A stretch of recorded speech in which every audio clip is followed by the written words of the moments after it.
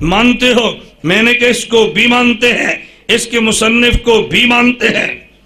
آپ چھوٹی چھوٹی باتوں پہ ریورس گیئر نہ لگایا کرو، توجہ رکھو، بدکا نہ کرو، آپ اپنی جگہ پہ قائم رہو۔ میں نے کہا اسے بھی مانتے ہیں، مصنف کو بھی مانتے ہیں۔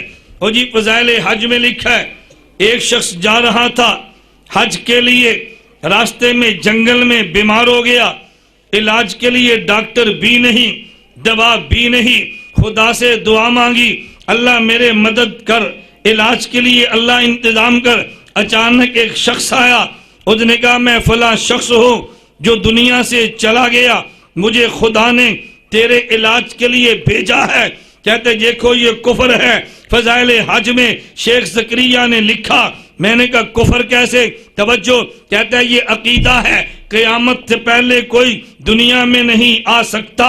حضرت شیخ نے لکھا ہے فلاں آیا، یہ تو کفر ہے۔ میں نے کہا قرآن کی آیتیں میں پڑھتا ہوں، فتوے تو لگا۔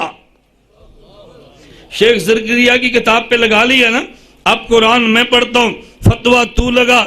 پارہ نمبر 1، بنی اسرائیل میں بندہ قتل ہو گیا، قاتل نہیں ملتا، یہ اسرائیلی حضرت موسیٰ کی خدمت میں گئے، کہا یا موسیٰ ادعو لنا ربک، ادعو لنا، نقطہ ذہن میں رکھنا، ادعو لنا۔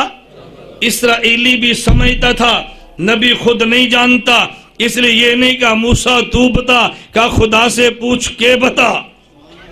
یا موسیٰ ادعو لنا ربک، اے موسیٰ خدا سے پوچھ کر بتائیں، قاتل نہیں ملتا۔ شارٹ کٹ واقعہ، موسیٰ علیہ السلام نے کہا وحی آ گئی ہے، گائے لے لو، ذبح کر دو، ذبح شدہ گائے کا ایک ٹکڑا مقتول کے ساتھ لگاؤ، یہ خود بولے گا۔ گائے ذبح کی، ذبح شدہ گائے کے گوشت کے ٹکڑے کو لیا، مقتول کے ساتھ لگایا، وہ دنیا میں آ گیا، اس نے بتایا قاتل کون ہے، میں نے کہا کہہ دے یہ کفر ہے۔ آ گیا دنیا میں، میں نے کہا کہہ دینا کفر ہے۔ چلیے پارہ نمبر 2، میں نے کہا آیتیں میں پڑھتا ہوں، فتوہ تو لگا۔ الم تر الی الذین خرجوا من دیارہم وہم الوف حذر الموت فقال لهم اللہ موتوا ثم احیاہم۔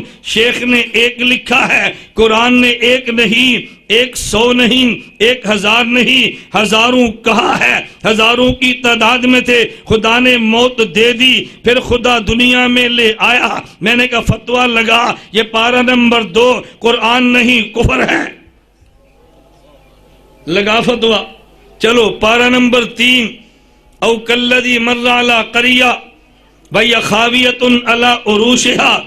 حضرت عزیر گزرے، ایک روایت عزیر علیہ السلام گزرے، اللہ اس بستی کو دوبارہ تباہ شدہ کو کیسے اٹھائے گا؟ فَأَمَّاتَهُ اللَّهُ مِئَةَ عَامٍ، حضرت عزیر کو خدا نے 100 سال کے لیے موت دے دی، ثم باسا، پھر لے آئے۔ میں نے کہا کیا یہ کفر ہے؟ کہا یہ کفر نہیں ہے۔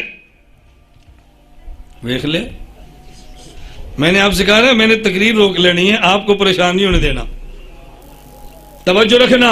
میں نے کہا تو کہہ دے کفر ہے، کہتا ہے کفر نہیں ہے۔ میں نے کہا کیوں نہیں ہے؟ کہتا ہے یہ نبی کا معجزہ ہے۔ میں نے کہا وہ کفر نہیں ہے، ولی کی کرامت ہے۔